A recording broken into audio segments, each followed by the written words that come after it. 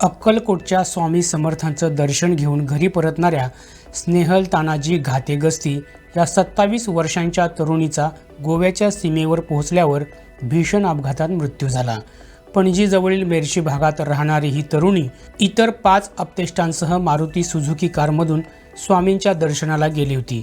दर्शन घेऊन घरी परत येत असताना 27 जानेवारीला मध्यरात्री 1:30 वाजण्याच्या सुमारास चोरला घाटात अंजुने धरण परिसरात त्यांच्या कारचा भीषण अपघात झाला। 60 वर्षांचे कार चालक नंदकुमार उर्फ गोपाळ नाईक यांना घाटातून प्रवास करत असताना डुलकी आली। यातच त्यांचा वाहनावरील ताबा सुटला आणि ती कार रस्त्याच्या उजव्या बाजूच्या मातीच्या उतारावर जाऊन आदळली। यात चालकासह 6 प्रवासी गंभीर जखमी झाले।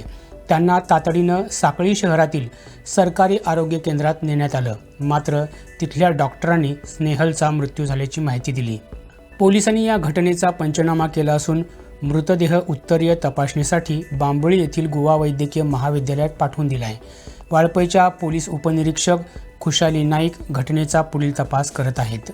गोव्यातील अशाच महत्त्वपूर्ण घडामोडी जाणून घेण्यासाठी आमच्या YouTube चॅनलला सबस्क्राईब करा।